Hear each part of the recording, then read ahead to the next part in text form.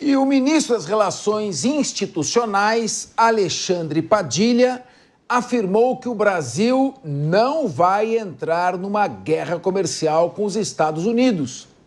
A fala foi feita em meio à decisão do presidente Donald Trump de impor uma tarifa de 25% sobre as importações de aço e alumínio.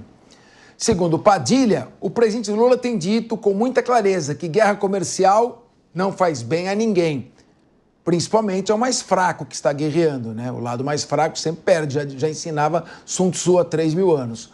O governo brasileiro ainda avalia como vai reagir à medida. Paulo Loyola, é importante que haja aí pragmatismo, você não acha? Porque o Trump está olhando não o Brasil e o Canadá. O Brasil e o Canadá são os maiores fornecedores de aço dos Estados Unidos, mas ele está preocupado com a China, cuja queda de produção está fazendo com que ela tenha sobra de aço e com isso ela vai começar a exportar. E quando a China se movimenta, meu amigo, não é um orçamento, um PIB de 2 trilhões de dólares como nós, é um PIB de 18 trilhões.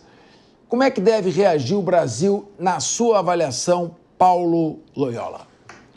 Bem, Capês, essa é uma questão geopolítica que tem sido utilizada pelo presidente Trump com muita regularidade, né?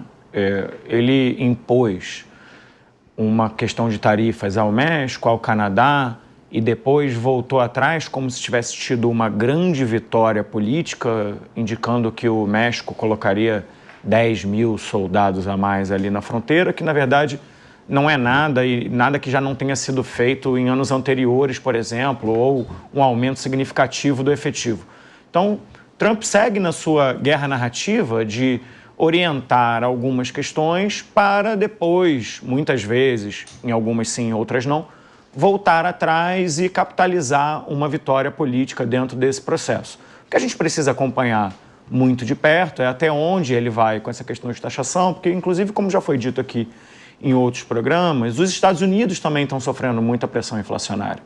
O que acontece com isso é que essa taxação, se levada à frente, vai também aumentar os custos de produção dos Estados Unidos, que, comparando no nível mundial, já não são baixos. Os Estados Unidos já têm um problema de fuga de indústrias e de uma série, principalmente dessa questão de transformação, crise na sua indústria automobilística, entre outros pontos. Então, essa é uma questão que a gente vai ter que acompanhar muito de perto, mas o Brasil também tem sua soberania e tem que trabalhar dentro desse processo. Maravilha! Mandando um abraço para a Selma Santos, se ela conhece o The Cyber, que é uma delegacia muito importante aqui em São Paulo, já está com os nomes aí, rapaz, você não acredita o que vem de intimação por aí. Mas eu queria ouvir você, meu querido Rodolfo Maris, qual que é a sua avaliação, por favor? Ok, Capês.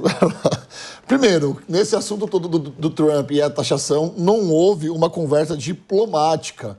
E lá em 2018 também não teve. Eu falei aqui recentemente que em 2020 o Donald Trump resolveu subir de 15% para 145% a taxação dos mesmos produtos. E ele era ali amigo do então presidente Jair Messias Bolsonaro. Ou seja, o que o cenário mostra pra gente, o que o cenário está mostrando pra gente é que o Donald Trump não tem amigos comerciais. Ele pensa simplesmente na ideia que ele coloca na cabeça e ninguém tira. Muito bem, Capês. E pela primeira vez, nós estamos vendo aqui no Brasil, em 2 anos, um pensamento coletivo coordenado sobre essa questão. Nós estamos vendo aqui o Ministério da Casa Civil, o Ministério da Indústria e Comércio, todos os ministérios, antes de falar qualquer coisa, se juntando, se comunicando, para antes de falar qualquer coisa, ser assertivo em suas condutas. Eu falei também que essa taxação de 25% sobre esses produtos talvez não se prolongue, lá como foi em 2018. Só que em 2018 o governo tinha Aloysio Nunes, que foi um grande articulador, ex-ministro das relações exteriores, que foi o grande pivô das negociações e fez ali o governo americano retroagir nas suas decisões, colocando as metas como cotas. Ao invés daqueles 25%, ele colocou as cotas. Então ele foi, sim, um grande articulador. Aloysio Nunes, que inclusive está lá em Genebra, na PEX, fazendo parte do governo lá em Genebra, já é tido como um grande nome para que o governo busque para essa solução de 25%. Muito bem. Diogo da Luz, como você faz a sua avaliação? Você sempre tão ponderado, um liberal convicto. não é verdade? E você sempre consegue colocar suas posições sem ofender ninguém, porque você sabe que ofensa pela internet a pena é aplicada no triplo e dá indenização de R$20 mil no mínimo. Você sabe que tem cara ficando milionário só de tanto processar. Diogo da Luz, fala você que não deixa passar nada, nem um fio. Qual a sua avaliação sobre toda essa questão aí? Primeiro, por isso que não pode haver anônimos na internet. Tem que acabar com isso. Todas as pessoas têm que ser identificadas. Aí fale o que quiser e respondam por isso. Mas, voltando a essa questão, de fato, o Brasil não vai entrar na guerra. Sabe por que o Brasil não vai entrar na guerra? Porque foi o Brasil que começou essa guerra.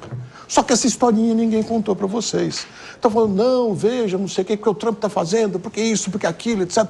Que ele é truculento, nós sabemos. Mas o que você não sabe e o governo não contou para vocês, e talvez ninguém aqui na mesa saiba, é que em abril de 2024, ou seja, faz quase um ano, o governo Lula aumentou as taxas sobre o aço para 25%, em mais de 10 tipos de aço. Só que lá ele dizia, não, mas só vamos aumentar se a importação ultrapassar uma certa cota.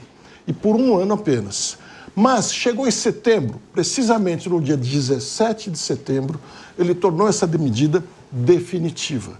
Ou seja, importar aço no Brasil para proteger alguns industriais em detrimento do próprio consumidor, já tem 25% de taxa de importação. Isso ninguém contou para você. E agora fica esse escândalo todo dizendo que é o governo americano que está sobretaxando o aço. Eu até acho que está errado o governo americano. Eu acho que sobretaxar porque alguém sobretaxou não funciona. Mas quem sobretaxa primeiro e inicia a guerra não pode reclamar que o outro faça a mesma coisa. E aí, Rodolfo Marisco? Ricardo Rosso, eu estou começando. Ricardo Rosso, quero ouvir você. Como é que fica essa questão? O Trump está certo de fazer a taxação de 25% sobre o aço? Ele está mirando a China. Só que o que acontece? Quando ele começa a fazer taxações, ele está aumentando o preço para o consumidor americano. Ele está provocando inflação nos Estados Unidos. Então, como é que você vê essa estratégia de guerra comercial e o Brasil tendo uma certa cautela para entrar nessa guerra? Porque, sabe como é que é? Na briga do mar com o Rochedo, Estados Unidos, 29 trilhões de PIB, China, 18 trilhões de PIB, 29 trilhões com 18. Sobra para o Rochedo, né? Quem está com 2. Capês, vale lembrar aqui que o Trump é um grande negociador e isso ninguém nega. E o slogan dele de campanha é Make America Great Again, fazer a América forte novamente. Desde a final da Segunda Guerra Mundial, a indústria de minério americana tem ido ladeira abaixo. Os americanos focaram em investimentos em tecnologia, em outras áreas, e a indústria de minério não vai bem, principalmente da Pensilvânia, que já foi um grande lugar explorador de minério nos Estados Unidos. Então, talvez o papel do Trump ali, primeiro, que é um grande negociador, não podemos esquecer isso, acabou de sentar na cadeira, está ajustando as coisas, tem percebido uma coisa aqui, outra ali, está mirando na China, que é o grande player para que o Trump possa fazer, de fato, o seu jogo geopolítico global. O Brasil aqui é secundário, como o Diogo mesmo já falou, o Brasil saiu na frente taxando o aço, então agora, de certa maneira, não vai realmente poder entrar nessa guerra, mas acho que o Trump está jogando, está negociando, talvez de forma do jeito dele, do jeito Trump de negociar, mas é uma negociação, com o tempo essas coisas vão se ajustar, essa é a minha opinião.